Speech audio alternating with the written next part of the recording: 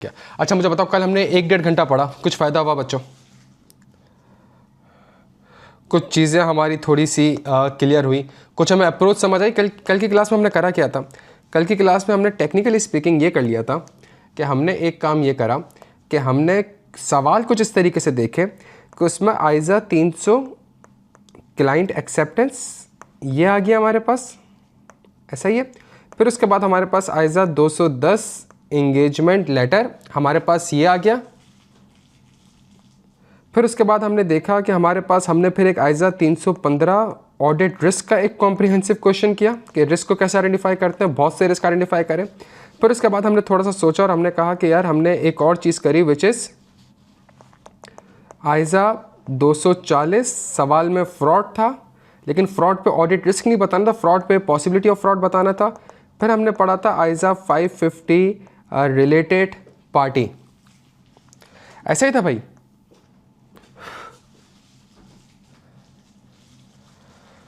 तो हमने इस तरीके से चीज़ों को तो आप समझ रहे हैं ना कि हम कहाँ पे, हमारा फोकस अभी किस तरफ है? हमारा फोकस थोड़ा सा प्लानिंग में है, और प्लानिंग के साथ कुछ एरियाज परफॉर्मेंस के भी आ रहे हैं, कुछ एरियाज परफॉर्मेंस के भी आ रहे हैं। सही है, ऐसा ही है भाई। आज की क्लास का भी हमारा फोकस इंशाल्लाह ये होगा कि हम प्लानिंग और परफॉर्मेंस के ऊपर थोड़ा सा और फोकस कर लेंगे। सही है, डन हो गया बच्चों?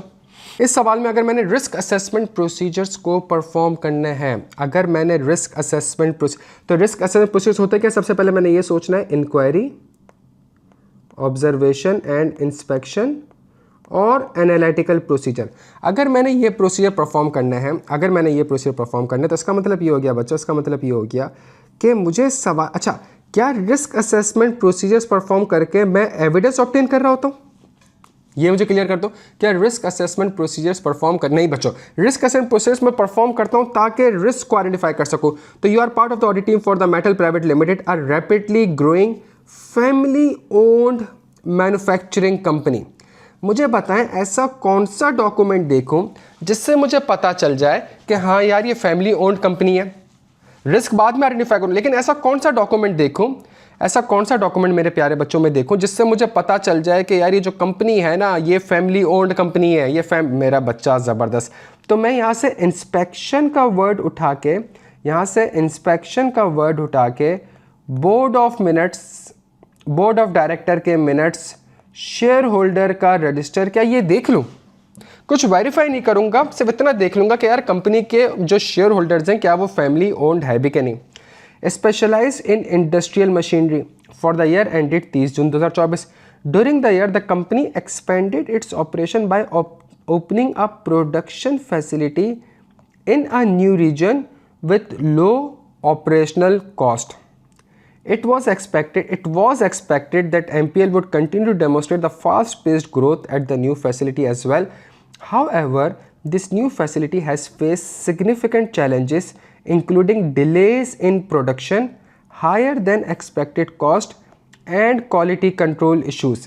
तो डिलेज इन प्रोडक्शन, तो जो प्रोडक्शन करनी थी, एक प्रोडक्शन फैसिलिटी बनाई थी, तो उसमें प्रोडक्शन में डिले आ चुका है, प्रोजेक्ट टाइम पे कंप्लीट नहीं हुआ।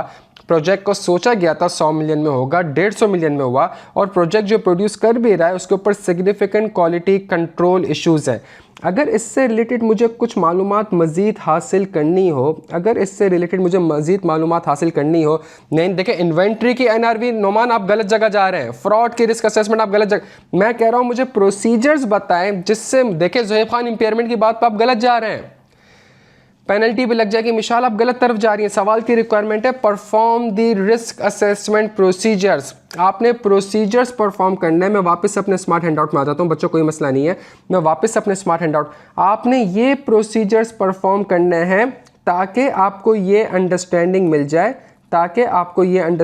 जाए, और जब ये अंडरस्टैंडिंग मिल जाए तो इससे आपको सिर्फ और सिर्फ रिस्क फैक्टर्स आइडेंटिफाई हो जाए। आपने रिस्क को अभी आइडेंटिफाई नहीं करना है मेरे बच्चों, समझ आ रही है फ़र्क? मैं किस शख्स से मिल लूँ जिसको पता होगा कि प्रोडक्शन डिले हो चुकी है, हायर देन एक्सपेक्टेड, कंपनी में ऐसा कौन सा बंदा होगा जिससे मैं मालूम कर लूँ कि कॉस्ट कितने से इंक्रीज़ कर गई, प्रोडक्शन डिले क्यों हो गई, क्वालिटी कंट्रोल के इश्यूज़ क्या हो गए, क्या किस, बस ज़बरदस्त रबिया, ज़बरदस्त। तो मैं इंक्वायरी कर लूँगा, किससे इंक्वायरी कर लूँगा, मैनेजमेंट से इंक्वायरी कर लूँगा। चूँकि नंबर्स की बात चल रही है तो CFO से इंक्वायरी कर लूँगा, बोर्ड ऑफ डायरेक्टर से इंक्वायरी कर लूँगा कि भाई कितने से प्रोडक्शन डिले हो चुकी है, कॉस्ट आपकी कितनी ज़्यादा हो चुकी है, कॉस्ट आपकी कितनी ज़्यादा हो चुकी है, और क्वालिटी कंट्रोल के क्या इश्यूज आपके सामने आए हैं। आपको समझ आ रहा है? रिस्क असेसमेंट प्रोसीजर में मैं सिर्फ और सिर्फ इंफॉर्मेशन को ऑब्टेन करता हूं ताकि मुझे रिस्क फैक्टर पता चल जाए। बच्चों क्लियर हो? अच्छा, ज़बरदस्त ज़बरदस्त ज़बरदस्त। This issue have led to an accumulation of inventory at the new facility. सही है। अब मैं किस बंदे से बात करूं, किस बंदे से बात करूं? बरहम बेटा मैं पार्ट 1 में हूँ ना, अभी मैं क्वेश्चन नंबर 1 आपको करा रहा हूँ। Perform the risk assessment procedures. फिर क्वेश्चन, इसी सवाल को वापस से पढ़ेंगे, क्वेश्चन 2 करेंगे, फिर इसी सवाल को वापस से पढ़ेंगे, क्वेश्चन 3 करेंगे, फिर इसी सवाल को वापस से पढ़ेंगे, क्वेश्चन 4 करेंगे। क्लियर हो मेरे बच्चों? बहराम क्लियर है आप? सही है। तो सवाल की रिक्वायरमेंट तो डिस्कस, इसको तो काट दिया हमने कहा हम 6 नंबर का सवाल कर ही नहीं रहे, हम तो 24 नंबर का सवाल करेंगे मेरे बच्चों। ज़बरदस्त। तो हमें पूरा आज तो एक सवाल से पूरा 315 समझ आ जाएगा फ्रॉम प्लानिंग। अच्छा, तो इसका मतलब ये हो गया, कि अच्छा, फिर अगर मैं देखो, this issues have led to an accumulation of inventory at the new facility. बच्चों मुझे एक बात बताएं, मैं किस बंदे से इंक्वायरी कर लूँ कि मुझे पता चल जाए इन्वेंट्री कितनी ज़्यादा पड़ी हुई है? बस ज़बरदस्त बच्चों। तो इससे रिलेटेड मैंने इंक्वायरी कर ली, किससे इंक्वायरी कर ली? वेयर हाउस मैनेजर से इंक्वायरी कर ली। क्या अगर मैं चाहूँ तो इस नंबर्स के ऊपर कुछ एनालिटिकल प्रोसीजर्स भी परफॉर्म कर सकता हूँ कि नहीं कर सकता? कि लास्ट टाइम इन्वेंट्री कितनी थी, इस बार इन्वेंट्री टर्नओवर डेज कितना हो गया? बच्चों समझ आ रही है बात? मैं सिर्फ और सिर्फ इंफॉर्मेशन ले रहा हूं ताकि अगली रिक्वायरमेंट कर सकूं। समझ आ रहे? मैं क्वेश्चन नंबर 1 में रिस्क का वर्ड नहीं लिखूंगा, मैं क्वेश्चन नंबर 1 में वो प्रोसीजर्स परफॉर्म करूंगा। आप यूं समझें कि आप पार्टनर के सामने बैठे हुए और पार्टनर को आप बोलें कि जी क्या कहते हैं, इन्वेंट्री इस बार बढ़ गई है। पार्टनर आपसे अगला सवाल पूछेगा, भाई कितनी बढ़ गई, तुम्हें कैसे पता चला? सही है। पिछले साल इन्वेंट्री कितनी थी, इस बार इन्वेंट्री कितनी है, पिछले साल इन्वेंट्री टर्नओवर डेज कितना था, इस साल। सिर्फ आपने वो प्रोसीजर्स परफॉर्म, तो इसका मतलब है मेरे बच्चों, बहुत सुकून से चलेंगे, कोई मसला नहीं है। हमने सबसे पहले रिस्क असेसमेंट प्रोसीजर्स परफॉर्म किए, और रिस्क असेसमेंट प्रोसीजर से हमने इंक्वायरी करी वेयर हाउस मैनेजर से, हमने एनालिटिकल प्रोसीजर्स परफॉर्म करे किस पे? इन्वेंट्री टर्नओवर डेज के ऊपर। डन हो गया भाई। इसके अलावा हमने इंक्वायरी करी, किससे इंक्वायरी करी भाई? हमने इंक्वायरी करी मैनेजमेंट से, हमने इंक्वायरी करी CFO से regarding high cost production issues,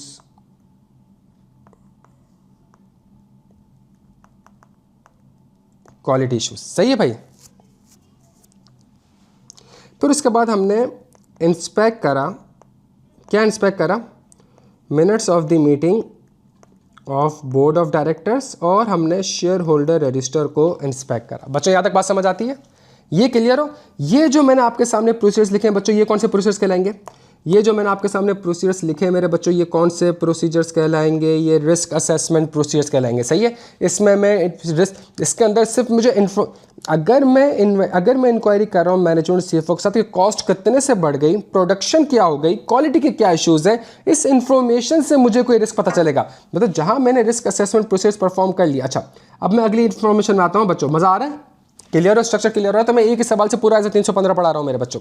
मैं एक ही सवाल से पूरा ऐसे 315। अब सवाल की हमारी ये वाली रिक्वायरमेंट कंप्लीट हो गई, इसको कट करें। हमने रिस्क असेसमेंट प्रोसेस परफॉर्म कर लिया। अब वो कह रहा है आइडेंटिफाई द ऑडिट रिस्क। तो इस इन्फॉर्मेशन से मैं एक और ये काम करता हूँ कि मैं ऑडिट रिस्क को आइडेंटिफाई करने की कोशिश करता हूँ। मैं कहता हूँ यार इस इन्फॉर्मेशन से अगर मुझे ऑडिट रिस्क आइडेंटिफाई करने हैं, तो चूँकि मेरे पास मैं इंक्वायरी कर रहा हूँ वेयर हाउस मैनेजर से, और मैंने इन्वेंट्री टर्नओवर डेज, इन्वेंट्री काफ़ी बढ़ गई है बच्चों। किस चीज़ का रिस्क है? तो मैंने यहाँ पे रिस्क आइडेंटिफाई करा इम्पेयरमेंट ऑफ इन्वेंट्री। बच्चों क्लियर हो?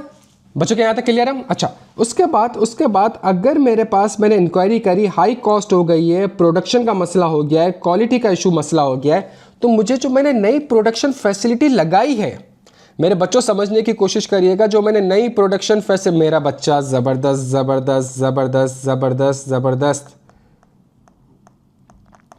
अच्छा अच्छा बच्चों ज़बरदस्त, मज़ा आ रहा है। अच्छा, फिर जो मैंने कहा कि भाई ये तो फैमिली ओन्ड बिजनेस है, फिर जो मैंने कहा कि भाई ये तो फैमिली ओन्ड बिजनेस है, जो डायरेक्टर है वही शेयर होल्डर है।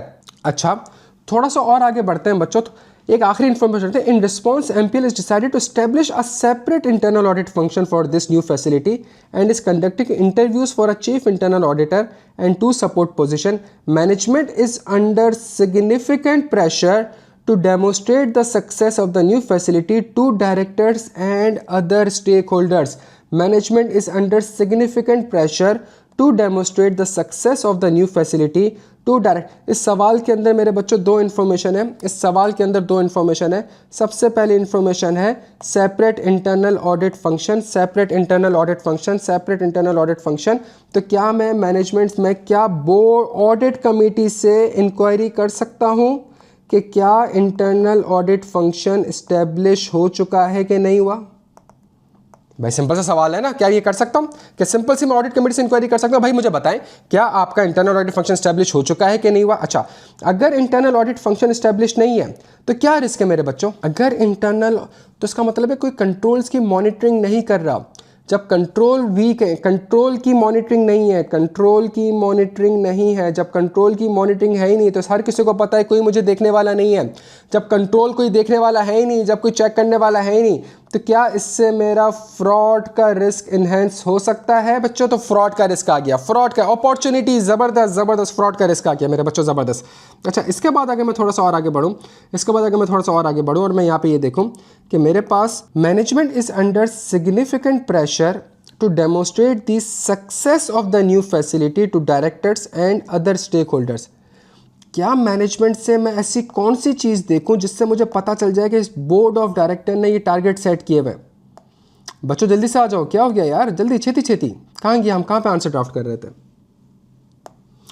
ऐसा कौन सा डॉक्यूमेंट देखूं, ऐसी कौन सी चीज़ देखूं? इंस्पेक्ट या इंक्वायर क्या बोर्ड ऑफ डायरेक्टर, ताकि मुझे पता चल जाए न्यू प्रोडक्शन फैसिलिटी के टारगेट्स क्या हैं। ऐसा ही हो गया भाई, ताकि मुझे पता चल जाए टारगेट्स क्या है। अच्छा, मुझे पता चल चुके हैं टारगेट्स क्या है, क्या इससे कोई ऑडिट रिस्क आइडेंटिफाई हो सकता है? अगर एक टारगेट सेट हुआ है तो क्या इंसेंटिव और प्रेशर है टू कमिट? मेरा बच्चा ज़बरदस्त ज़बरदस्त ज़बरदस्त।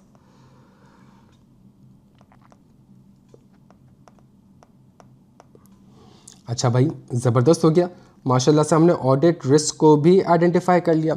अब जब हमने ऑडिट रिस्क को आइडेंटिफाई कर लिया तो अगला काम हम ये करते हैं कि हम ये चेक करते हैं कि ये जो मेरे रिस्क हैं ये मेरे नॉर्मल रिस्क होंगे या मेरे सिग्निफिकेंट रिस्क होंगे। ये वाली रिक्वायरमेंट भी कर लें। इम्पेयरमेंट ऑफ इन्वेंट्री, आइजा 315 में चलते हैं, आइजा 315 में चलते हैं। और जब हम आइजा 315 में गए, कहाँ गया भाई हमारे पास आइजा 315? तो आइजा 315 कहते हैं सिग्निफिकेंट रिस्क तब होगा जब कॉम्प्लेक्सिटी होगी, सब्जेक्टिविटी होगी, चेंज होगा, अनसर्टेनिटी होगी, मैनेजमेंट बायसनेस होगा।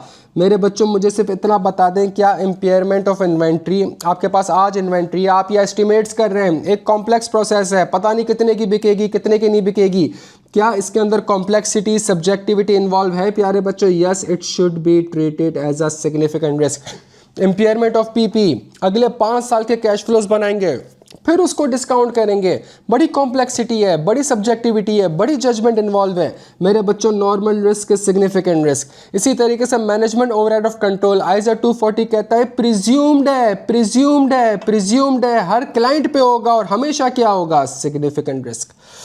फिर उसके बाद वो कहता है कि भाई कंट्रोल जब भी फ्रॉड का रिस्क होगा, आपका एक प्रोडक्शन फैसिलिटी है, उस प्रोडक्शन फैसिलिटी में आपका control monitoring of internal audit है ही नहीं, मतलब कोई चेक करने वाला है ही नहीं बच्चों।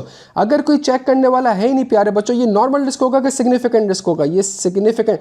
क्या ड्यूरिंग द ईयर एक चेंज आया है? ड्यूरिंग द ईयर चेंज भी आया है। इसी तरीके से आपके पास जो आपने टारगेट सेट करें, उस टारगेट से अगर आप करें तो देखा जाए तो ये भी आपका सिग्निफिकेंट रिस्क है।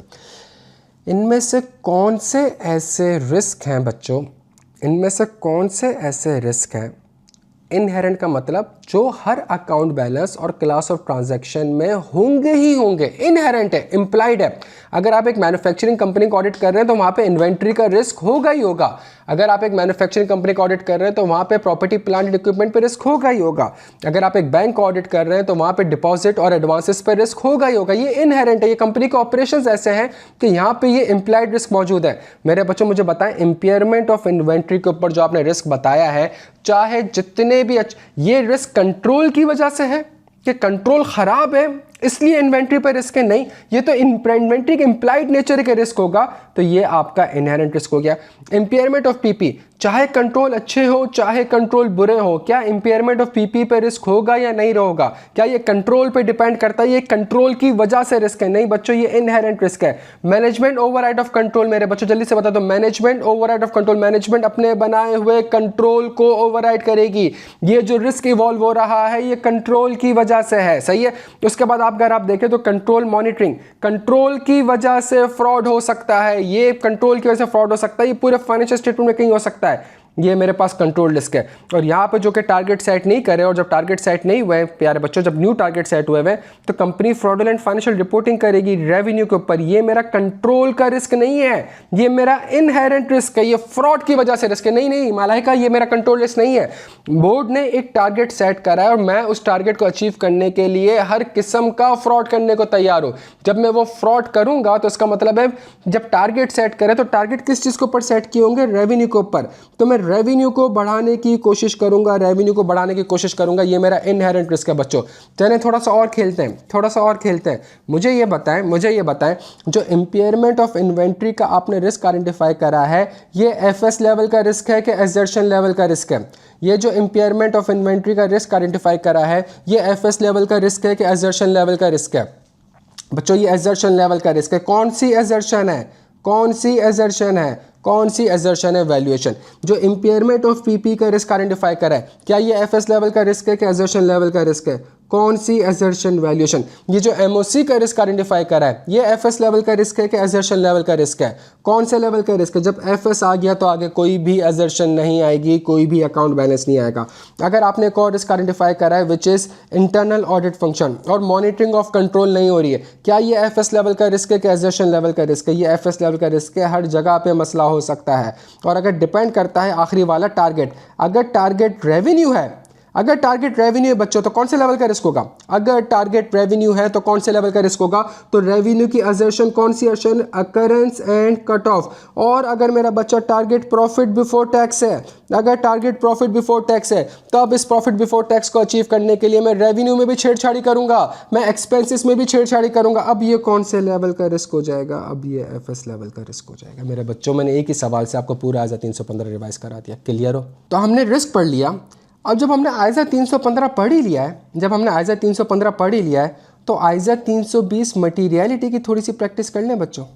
You are the audit manager responsible for overseeing the audit of Candy Crafts Limited, a listed company for the year ending 30 September 2024. The audit team assigned in August 2024 gathered the following financial data with the 2024 figures estimated based on quarterly financial statement prepared by CCL 22, 23, 24. Revenue 8,700, 9,500, 10,000. Profit before tax 1905, 1980, 2235. Net asset 8,400, 8,800, 9,900. Debt to equity ratio 10:90, 11:89, 9:91. Calculate the materiality at the financial statement level. Also discuss the reason for the selection of the appropriate benchmark. 3 number का सवाल है बच्चों। अगर मैं सवाल में देखूं और मैं आपके लिए स्मार्ट हैंडआउट पेश करता हूं इसी के नीचे आइज़ा 320 में, और आइज़ा 320 में आपने nature of the entity, ownership और share holder, financing, element of FS, user का अटेंशन देखना होता है। Nature of the entity, ownership, share holding, listed company है, क्या फाइनेंसिंग ली हुई है, फाइनेंसिंग बहुत कम है, फाइनेंशियल स्टेटमेंट में एलिमेंट्स कौन से आ रहे हैं, रेवेन्यू आ रहे हैं, पीएनएल आ रहे हैं, बहुत से आपके पास एलिमेंट्स आ रहे हैं, ये सारी चीज़ें आपके पास आ रही हैं। और मैंने आपको नीचे सारे के सारे बेंचमार्क भी अगर आप देखें तो एक स्मार्ट हैंडआउट के अंदर सारी चीज़ें बताई हुई हैं। अगर इस चीज़ को आप देखें तो मैं वो कहता है यार कैलकुलेट मटीरियलिटी करो और also discuss the reason for the selection of the appropriate benchmark. तो अगर मैं कहूँ कि मैं ऑडिट कर रहा हूँ लिस्टेड कंपनी का, और जब मैं लिस्टेड कंपनी को ऑडिट कर रहा हूँ तो लिस्टेड कंपनी के ऑडिट में मेरे पास एलिमेंट्स आ रहे हैं revenue, profit before tax, net assets, सही है। और जब मैं लिस्टेड कंपनी को ऑडिट कर रहा हूँ तो लिस्टेड कंपनी में मुझे सबसे पहले अगर मैं स्मार्ट हैंडआउट जाके देखूँ तो मुझे सबसे पहले क्या आइडेंटिफाई करना होगा, नेचर ऑफ द एंटिटी क्या है, लिस्टेड है, ओनरशिप किसके पास है, शेयर होल्डर के पास है, फाइनेंसिंग कितनी है, सिर्फ 9% है, एलिमेंट्स ऑफ एफएस क्या आ रहे हैं, रेवेन्यू आ रहा है, प्रॉफिट बिफोर टैक्स एसेट्स आ रहा है, नेट एसेट्स मेरे पास आ रहे हैं। अब मुझे सिर्फ ये बताना है कि यूज़र का अटेंशन किसके ऊपर होगा, यूज़र कौन है भाई इसमें, इस पूरे सवाल में यूज़र कौन है, इस पूरे सवाल में यूज़र कौन है, शेयर होल्डर है, शेयर होल्डर है। तो मैं इस सवाल को ड्राफ्ट कैसे करूंगा, मैं कहूँगा the nature of the entity is the listed entity, सही है। The user of the entity is the shareholder because only 9% या 9 ratio is the debt to equity ratio, and normally the shareholder has a focus on the profit before tax, and the profit before tax is also consistent है प्यारे बच्चों, profit before tax company is reporting the profit and the profit before tax is consistent, plus जो economic decision है user का, वो shares खरीदना, shares बेचना, dividend लेना, डिपेंड करता है प्रॉफिट बिफोर टैक्स के ऊपर। देयरफॉर इस 2235 का 5% इज़ योर मटीरियलिटी बच्चों, सही है, प्लानिंग मटीरियलिटी। डन हो गया। तो देखिए आपने अपने आंसर में 3 चीज़ें लिखनी होंगी, आपने अपने आंसर में 3 चीज़ें लिखनी होंगी। आपने कहना होगा कि भाई कंपनी लिस्टेड है, जो यूज़र है वो शेयर होल्डर है, क्यों, बिकॉज फाइनेंसिंग सिर्फ 9% है, और शेयर होल्डर का जो फोकस है, सही है, वो प्रॉफिट पे होता है, और प्रॉफिट यहाँ पे है चूँकि कंसिस्टेंट है, therefore profit is the appropriate benchmark.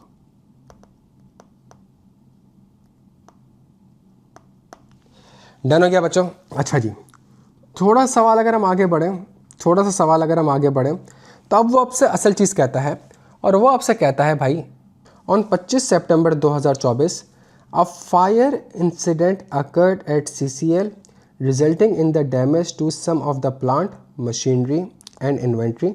This led to the impairment of the damaged plant and machinery and the write-down of the damaged inventory to its net realizable value. At year end, after incorporating these adjustments, the estimated figures have actualized, and now they stand at revenue 9,000. Profit before tax 50 million and net asset of 7700 million. भाई अब मसला ये हुआ कि आग लग गई, और आग लगने की वजह से यार मैं पहले एक सवाल करा दूं मालिक, तो उसके बाद मैं फिर ये वाली चीज़ें भी करा दूंगा बच्चों। अगर प्रॉफिट कंसिस्टेंट नहीं होगा मैं वो भी करा दूंगा, सही है। तो एक चीज़ पढ़ा रहा हूँ, एक ही मैसेज बार बार करेंगे तो आपको लगता है बार बार करेंगे तो मैं रिप्लाई कर दूंगा, मैं रिप्लाई नहीं करूँगा, सही है। आप सबका फिर सारी कन्वर्सेशन मिस हो रही है। एक सवाल करा दूंगा, उसके बाद जो भी सवाल होंगे बच्चा मैं एड्रेस कर दूंगा, ठीक है। तो एक सवाल है, पहले उसको कंप्लीट करते हैं, और उसके बाद आप जितना बोलेंगे मैं आपको उसके ऊपर इलस्ट्रेशन बना के करवा दूंगा। डन हो गया। जो समझा रहा हूँ पहले वो समझ लें। चलो अच्छा, तो भाई अब मसला ये है कि आप कंपनी को ऑडिट कर रहे हो 30 सितंबर 2024 का, सही है। ये जो आपके पास डेटा था ये अगस्त 2024 का था, जिसको प्रोजेक्ट कर लिया गया था, और 25 सितंबर ईयर एंड से पहले जो है वो आग लग गई। और आग कहाँ पे लगी, प्लांट एंड मशीनरी में भी लग गई, इन्वेंट्री में लग गई, जिसकी वजह से आपको इम्पेयरमेंट रिकॉर्ड करनी पड़ गई प्लांट एंड मशीनरी की, और आपको राइट डाउन करना पड़ गया inventory to its net realisable value. At year end after incorporating this adjustment the estimated figures have actualised and they now stand at revenue 9,000, profit before tax 50 and the net asset of 7700। तो जाहिर सी बात है मेरे net asset 7700 पे आ गए। क्यों 7700 पे आ गए, बिकॉज जो मेरा प्रॉफिट था वो सारा का सारा इम्पेयरमेंट खा गई, और मेरा प्रॉफिट आ गया 50 मिलियन पे, और रेवेन्यू पे कोई हिट नहीं आई है। मेरा रेवेन्यू कितने पे खड़ा हुआ है भाई, 9,000 पे। अच्छा, अब मुझे एक बात बताएं बच्चों, क्या मैं अब इस 50 रुपये के ऊपर जो प्रॉफिट है मेरा, इसका 5% अगर लूंगा तो 2.5 रुपये आएगा। क्या मैं 2.5 रुपये के ऊपर ऑडिट कर सकता हूँ? जो आप ऊपर सवाल कर रहे थे, क्या ये प्रॉफिट कंसिस्टेंट है? 1905, 1980 और 50, क्या ये प्रॉफिट कंसिस्टेंट है? नहीं सर, ये प्रॉफिट कंसिस्टेंट नहीं है। बच्चों 2 अप्रोच होती है, मेरी बात सुनिएगा। देखें, मैं आपके सामने एक एग्जांपल रख रहा हूँ।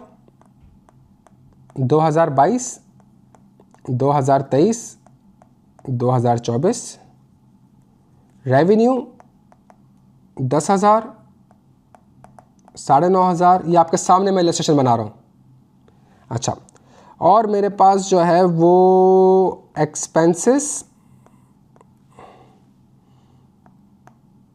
6000, 6200 और 6500, और ये मेरा हो गया फायर इंसिडेंट का एक एक्सपेंस जो कि 2022 में नहीं था, 2023 में भी नहीं था, 2024 में हो गया, और 2024 में जब हुआ तो 3000 रुपये का खर्चा आ गया।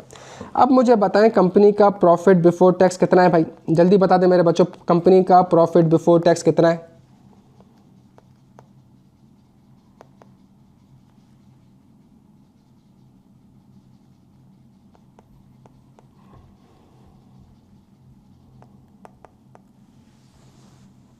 भाई यहाँ तक क्लियर हो? अच्छा, अगर मुझे बताएं मेरी बात सुनिएगा, अगर सवाल में जो लिखा हुआ है वो लिखा हुआ है कि जी आग तो अभी लगी है, तो अगर इस 3000 को मैं थोड़ी देर के लिए छुपा दूं तो मेरा प्रॉफिट हो जाता है 3500, ऐसा ही है। और सारी सवाल की इन्फॉर्मेशन सेम है, मुझे बताएं आपका प्रॉफिट बिफोर टैक्स बेंचमार्क है, इसका 5% आप लेंगे और आप एक मटीरियलिटी डिटरमाइन कर देंगे। बच्चों ऐसा ही है, यहाँ तक क्लियर हो?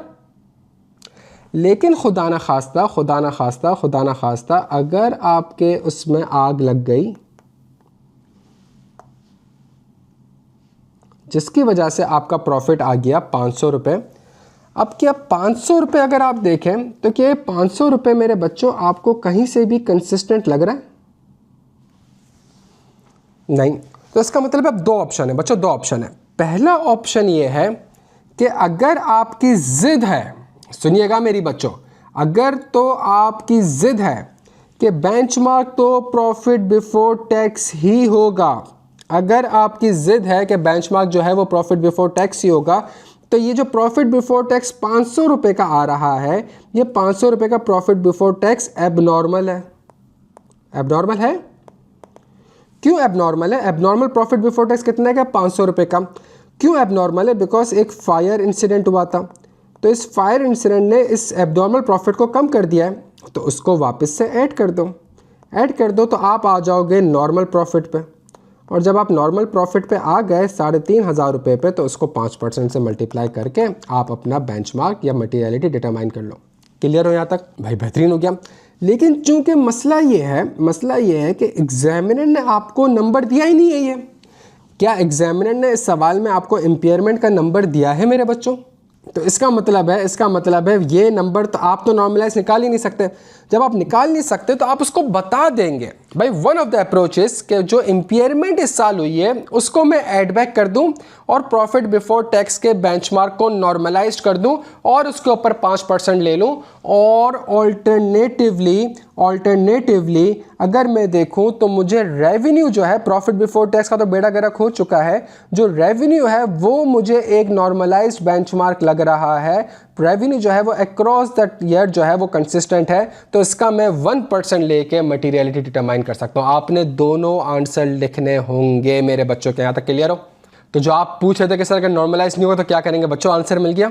मोहम्मद खुबैब, नेट एसेट आप इसलिए नहीं लेंगे बच्चा बिकॉज जो प्रॉफिट का इम्पैक्ट डायरेक्टली नेट एसेट में होता है ना, तो एक चीज़ अगर इम्पेयरमेंट प्रॉफिट में गिर रही है तो उसका इम्पैक्ट नेट एसेट में भी आ गया। आप अगर देखें तो आपके नेट एसेट तो 7700 हो गए, तो 8400, 8800 और फिर 7700 हो गए आपके नेट एसेट। खिजर, हम इम्पेयरमेंट को ऐड बैक इसलिए कर रहे हैं बिकॉज प्रॉफिट बिफोर टैक्स में ये जो 550 मिलियन का प्रॉफिट बचा है, ये 50 मिलियन का प्रॉफिट क्यों बचा है? बिकॉज इसके अंदर से इम्पेयरमेंट माइनस हो चुकी है। क्या ये जो आग लगी है, क्या ये हर साल आग लगती है? क्या ये वन ऑफ इवेंट है? तो जब इसकी वजह से प्रॉफिट कम हो रहा है तो इसको इस साल आप वापस से अपनी मटीरियलिटी की वर्किंग में वापस से ऐड बैक कर दें। इसके ऊपर तो मैंने आपको फाइनल का एक सवाल भी कराया है, C56 का एक सवाल भी कराया है प्यारे बच्चों। वॉल्यूम 2 के अंदर सवाल है, वो सवाल करवाया था, सेम सवाल उसने ऐसा टाइम में आपसे पूछा था। अगर फायर ईयर एंड के बाद हुई होती तो प्रॉफिट में तो इम्पैक्ट आता ही नहीं, फिर तो नॉन एडजस्टिंग इवेंट होता। आसिफ नोमान साहब, क्या हो गया? फिर तो आपका ये प्रॉफिट चेंज ही नहीं होता। अच्छा, तो हमने मटीरियलिटी का भी एक सवाल कर लिया बच्चों। ये विंटर 24 का सवाल है, आपको दिख रहा है? वो हैंडआउट के अंदर बस एक रिक्वायरमेंट गायब हो गई थी, तो यार ये देख लें भाई, ये विंटर 24 का सवाल है।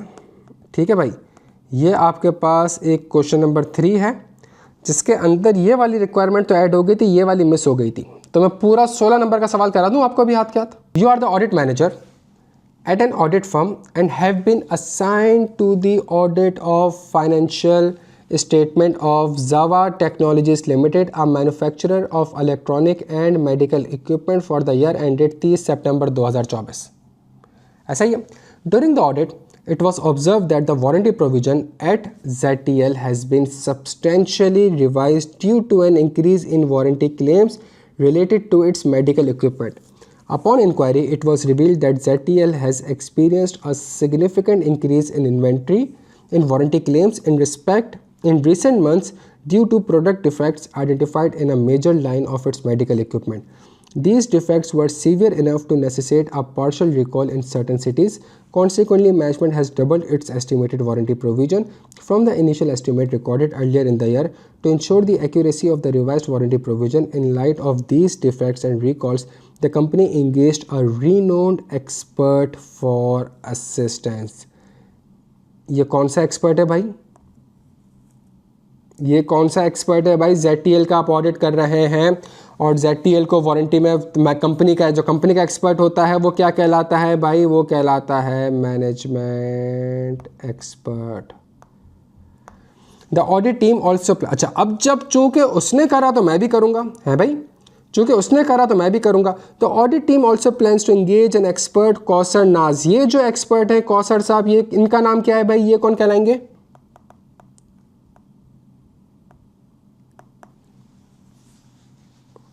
To verify the warranty provision estimates provided by the management. Kausar is a highly regarded specialist in this field, where such expertise is exceptionally rare. With extensive experience in estimating warranty liabilities for electronic and medical equipment, her expertise is invaluable in assessing the accuracy of the ZTL's warranty provision.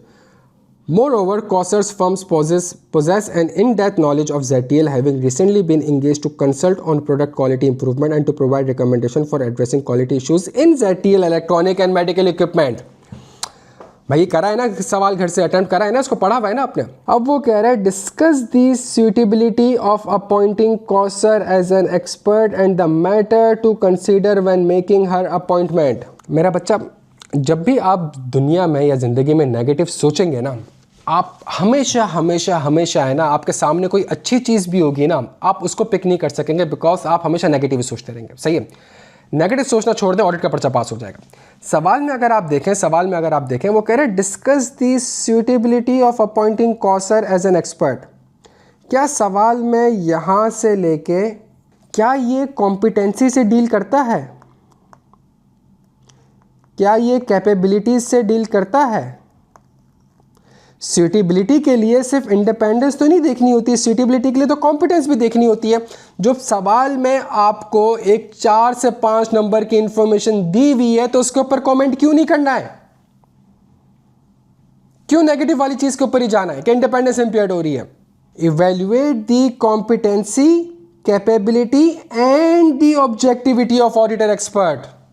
उसने आपसे सवाल में ये तो नहीं कहा कि independence के ऊपर आप कमेंट्री करें. उसने आपको सवाल में ये कहा कि इंडिपेंडेंस के ऊपर कमेंट्री करें? नहीं, उसने कहा भाई सूटेबिलिटी बताएं. तो आप कहेंगे भाई कॉम्पिटेंसी के लिए एज एन ऑडिटर मुझे 3 चीज़ें देखनी है, competency, capability and independence. As far as competency and capability is concern, Kausar is an highly specialist in this field, where such expertise is exceptionally rare. He has an extensive experience in estimating the warranty liabilities for the electronic and medical equipment, whereas the company is also the manufacturer of the electronic and medical equipment. So his competency is relevant.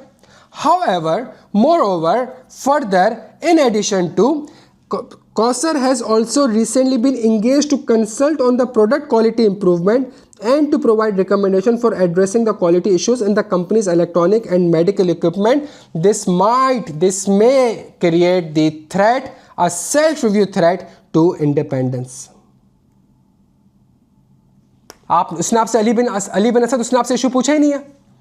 आप देखें, आप गलत बात कर रहे हैं. उसने तो आपसे इशू पूछा ही नहीं है. उसने तो आपने कहा कि discuss the suitability of appointing Kausar as an expert and the matters to consider when making her appointment. तो बेटा अली ये तो बता रहा हूँ ना कि आपने सिर्फ इंडिपेंडेंस लिखा, जब आप इंडिपेंडेंस लिख रहे हैं तब आपने क्यों नहीं पूछा कि सर 9 नंबर में सिर्फ इंडिपेंडेंस लिखूँ। तो मैं आपको ये बता रहा हूँ 9 नंबर के लिए आपको पहले कॉम्पिटेंसी एंड कैपेबिलिटी लिखना पड़ेगा, उसके बाद यहाँ पे आपने इंडिपेंडेंस लिखना पड़ेगा, और फिर कह रहे हैं and the matter to consider when making her appointment. थोड़ा सा ICAP code of ethics याद आ रहा है? अगर सेल्फ रिव्यू थ्रेट होता है, क्या यहाँ पे सेल्फ रिव्यू थ्रेट है मेरे बच्चों? अगर सेल्फ रिव्यू थ्रेट है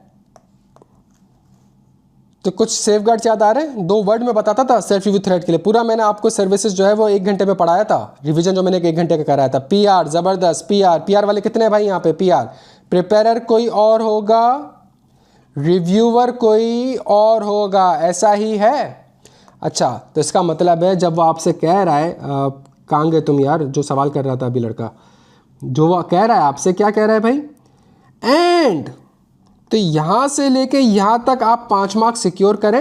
and the matter to consider when making error, तो क्या मैटर आप कंसीडर करेंगे? आप ये मैटर कंसीडर करेंगे, आप उससे पूछेंगे कि भाई आपने जो काम करा है उससे कोई सेल्फ रिव्यू थ्रेट आ रहा है, उसकी सिग्निफिकेंस लेवल क्या है, प्लस अगर आपको लगता है कि ये थ्रेट रिड्यूस हो सकता है तो प्रिपेरर कोई और होगा, रिव्यूअर कोई और होगा।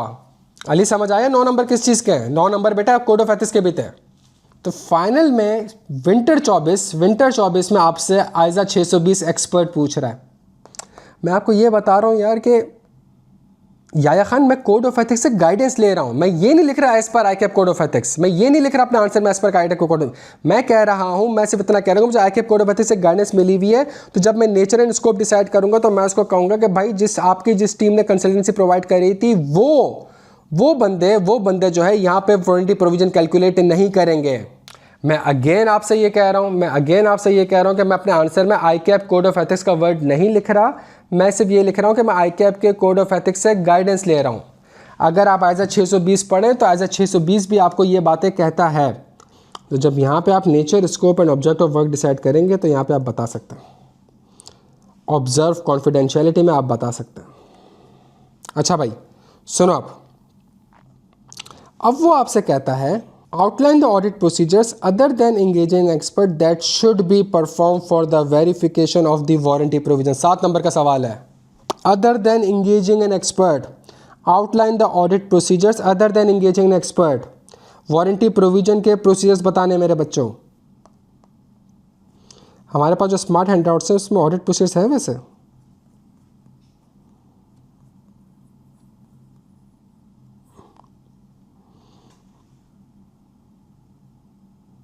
यार देखो यार, मतलब 70 पेज के हैंडआउट में तुम्हारे पास सब्सटेंटिव प्रोसीजर्स भी हैं यार, क्या चाहिए। हम चलते हैं सब्सटेंटिव प्रोसीजर्स की टेक्निक पे। मुझे ये बताएं क्या वारंटी प्रोविजन में अकाउंटिंग एस्टिमेट्स इन्वॉल्व होते हैं? अच्छा, अगर अकाउंटिंग एस्टिमेट्स होते हैं तो सबसे पहले मैं मैनेजमेंट का प्रोसेस समझ लूँ कि भाई मैनेजमेंट किस तरीके से वारंटी प्रोविजन को रिकॉर्ड करती है। मैं कंट्रोल्स को टेस्ट कर लूँ बिकॉज मेरा सिग्निफिकेंट रिस्क है। जो एजम्पशंस हैं, क्या एजम्पशंस होती है वारंटी में, थोड़ा सा बता दोगे? एजम्पशंस थोड़ी सी बता दोगे मुझे वारंटी में, क्या एजम्पशंस होती है वारंटी में? Number of claims, cost of claims, timing of claims, ये लिख दूं आगे, number of claims, cost of claims, timing of claims. क्या वारंटी में सब्सिक्वेंट इवेंट के प्रोसीजर में परफॉर्म कर सकता हूं कि मैनेजमेंट अगर कह रही है 100 क्लेम आएंगे और उसकी कॉस्ट 1000 रुपये होगी तो क्या मैं सब्सिक्वेंटली 2-3 महीने के एक्चुअल क्लेम्स देख सकता हूं? क्या मैं डिस्क्लोजर की एडिक्वेसी देख सकता हूं प्यारे बच्चों? टेक्निक याद है ना यार, ये आधे 1 घंटे की टेक्निक है, इससे दुनिया का कोई भी प्रोसीजर आप ड्राफ्ट कर सकते हैं, पता है ना ये आपको। Mohammad Khubaib Khan sir, control को टेस्ट करना सब्सटेंटिव प्रोसीजर तो नहीं है बेटा, सवाल की रिक्वायरमेंट है आउटलाइन द ऑडिट प्रोसीजर्स ना। ऑडिट प्रोसीजर्स में सब्सटेंटिव और कंट्रोल्स दोनों आ सकते हैं, एनालिटिकल प्रोसीजर भी आ सकता है, ठीक है। लेकिन खैर अगर मैं वो हैंडआउट रेफर कर भी रहा हूँ तो गाइडेंस के लिए रेफर कर रहा हूँ। क्लियर है बच्चों? मुझे बताओ कुछ फ़ायदा हुआ? हमने आइजा 315 का कॉम्प्रिहेंसिव सवाल कर लिया, रिक्वायरमेंट चेंज कर दी, हमने मटीरियलिटी के ऊपर एक ज़बरदस्त सवाल कर लिया, हमने फिर एक सवाल में गए जहाँ पे एक्सपर्ट और वारंटी दोनों शामिल हो रहे थे, वहाँ पे भी हमने कर लिया। क्लियर हो? अगला सवाल कौन सा होमवर्क था भाई? अच्छा, इसी का क्वेश्चन नंबर 4 था, विंटर 24 का ही क्वेश्चन नंबर 4 था ना। विंटर 24 का क्वेश्चन नंबर 4 था, हैंड आउट का क्वेश्चन 7 था, बिल्कुल सही कह रहा हूँ, हैंड आउट का क्वेश्चन 7 ही था, और इसी का CFF 6 का ही आपका क्वेश्चन नंबर 4 था। योर फर्म, तो आप समझ रहे हो भाई मैं फाइनल के रिसेंट सवाल आपको करा रहा हूँ। Your firm is the auditor of Helium Limited, a company listed on Pakistan Stock Exchange for its standalone and consolidated financial statement for the year ending 31 December 2024. The following, यार playlist में सब कुछ पढ़ा हुआ है खुबैब खान, सब कुछ पढ़ा हुआ है बेटा, मैंने कोई चीज़ याद नहीं करवाई है, रट्टे नहीं लगवाए, मैंने कॉन्सेप्चुअली लॉजिकली इस तरीके से बताया कि बच्चा लिख सकता है. The following information was provided to you in the audit kickoff meeting. Acquisition of Copper Private Limited. The company initially acquired 25% stake in CPL for rupees 840 million in 1st January 2022. आज से कितने साल पहले? During the year, the company increased its stake to 55% by paying an additional rupees 1680 million to gain control. The acquisition terms also include a contingent consideration of rupees 280 million payable if CPL meets the specific earning target over the next 3 years. सवाल की requirement है suggest the audit procedures that should be performed in relation to the goodwill arising from the acquisition of CPL for inclusion in the consolidated FS.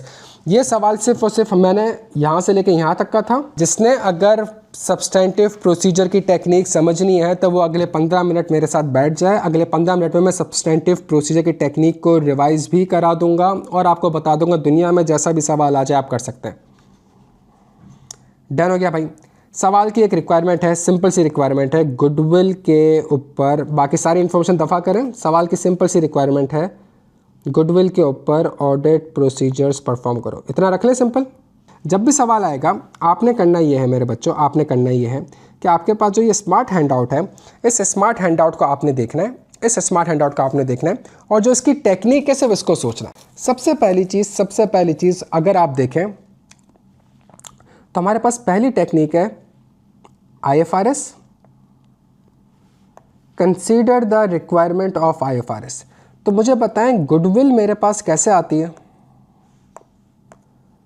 अगर मेरे पास goodwill record होती है तो कैसे record होती है बच्चों, थोड़ा सा बताओगे. IFRS के हिसाब से बता दो गुडविल कैसे रिकॉर्ड होती है. 2-3 चीज़ें आती है ना मेरे पास. सबसे पहले कंसीडरेशन आती है, उसके बाद मेरे पास fair value of net assets आते हैं और फिर मेरे पास बैलेंसिंग फिगर क्या आ जाती है, गुडविल. बच्चों ऐसा ही है, इतना पता है. अच्छा ज़बरदस्त हो गया मेरे बच्चों, बेहतरीन हो गया. अच्छा अगर ये सारी चीज़ें आ जाती हैं तो मुझे बताएं मेरे पास जो ये कंसीडरेशन है इसको मैं कहाँ से वेरीफाई कर सकता हूँ. एग्रीमेंट से मुझे पता चल जाएगा कि 100 रुपये में कंपनी बिकी है. ये 100 रुपये मिले भी हैं कि नहीं मिले, इसको मज़ीद कहाँ से वेरीफाई कर सकता हूँ.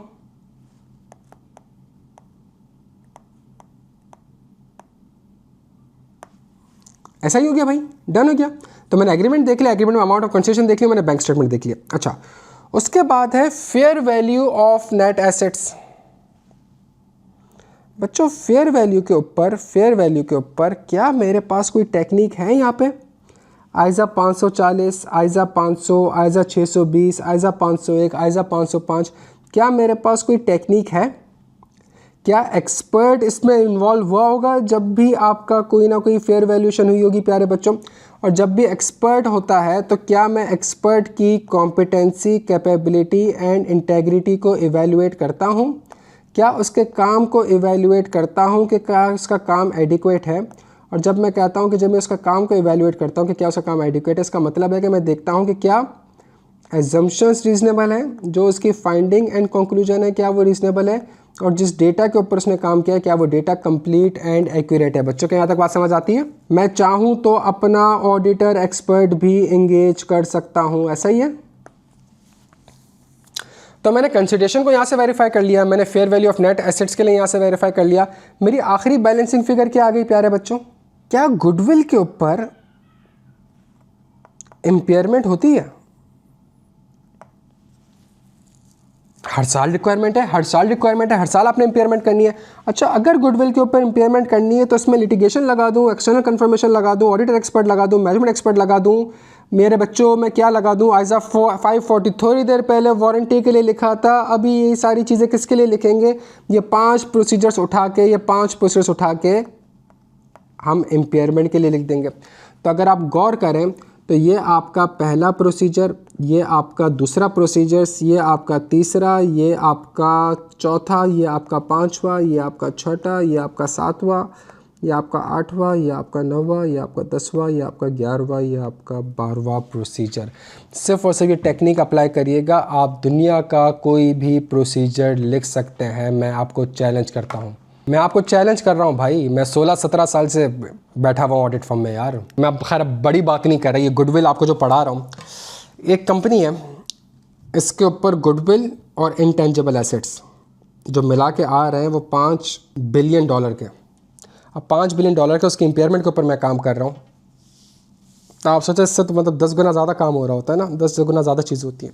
तो बहुत अपने 16-17 साल एक्सपीरियंस से कह रहा हूँ कि भाई ये टेक्निक के ऊपर मेरे कुछ लेक्चर्स हैं, कुछ चीज़ें हैं, इसको देख लो, आप दुनिया का कोई भी काम कर सकते हो। ये सवाल मैंने सिर्फ कॉन्टिजेंट कंसिडरेशन के लिए नहीं करवाया था, ये सवाल मैंने सिर्फ और सिर्फ इसलिए करवाया था ताकि मैं आपको गाइडेंस दे सकूँ कि सब्सटेंटिव प्रोसीजर की टेक्निक को आप कैसे यूज़ कर सकते हैं। बच्चों प्रैक्टिस करें, वॉल्यूम 2 पूरा भरा हुआ है मेरा सब्सटेंटिव से। आप बोलेंगे मैं और सवाल करा दूंगा, और आगे तो अच्छे खासे सवाल और हैं हमारे पास रिवीजन सेशन में। यार अभी से ही सुन लो, ग्रुप पे भी कम्युनिकेट कर देना, बिकॉज मैच स्टार्ट हो जाएगा तो मैं मोबाइल वगैरह सब बंद कर दूंगा और मैं दुनिया से गायब हो जाऊंगा। सही है, तो एक काम हमने ये करना है। एक बच्चा कह रहा था advice sir course of action और ऑडिट प्रोसीजर में क्या मसला है, ऐसा ही है, एक बच्चा कह रहा था ना स्टार्ट में। तो मैं आपके सारे सवाल देख रहा हूँ, मेरा बच्चा सारी चीज़ें देख रहा हूँ, परेशान बिल्कुल ना हो, परेशान बिल्कुल ना हो। आपका क्वेश्चन नंबर 3 होमवर्क है। हमारी कल की क्लास रात 11 बजे होगी, मसला तो नहीं है, 10 कर लें, रात 10 बजे होगी, 10 से 11, सही है, 10 या 11 में से कोई एक टाइम होगा, बता देंगे। कल की क्लास का आपका होमवर्क है क्वेश्चन नंबर 3, बड़ा ज़बरदस्त सवाल है और आपको समझ में आ जाएगा कोर्स ऑफ एक्शन क्या होता है। नहीं समझ आएगा तो मैं आपको इंशाल्लाह कल क्लास में समझाऊंगा। फिर उसके बाद आपका एक और होमवर्क है which is question number 5। Done हो गया?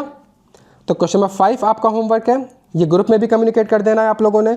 आपका क्वेश्चन नंबर 3 होमवर्क है, आपका क्वेश्चन नंबर 5 होमवर्क है, क्वेश्चन नंबर 6 माशाल्लाह से हमने कर लिया, 9 हमने कर लिया, और आपका एक और होमवर्क है विच इज़ क्वेश्चन नंबर 8। तो हमारा कल का टारगेट परफॉर्मेंस होगा, स्पेसिफिकली परफॉर्मेंस होगा, और परफॉर्मेंस के बाद फिर उसके बाद हम मूव कर जाएंगे। बच्चों कहाँ मूव कर जाएंगे? फिर हम मूव करेंगे कि रिपोर्ट के फॉर्मेट आपको दिए हुए हैं, क्रिटिकली एनालाइज करो रिपोर्ट को, सही है। फिर सवाल में है कि रिपोर्टिंग इम्प्लीकेशंस बताओ, ऑडिट रिलेटेड फिर हम कहाँ मूव कर जाएंगे, फिर हम रिपोर्टिंग मूव कर जाएंगे। बच्चों डन हो गया?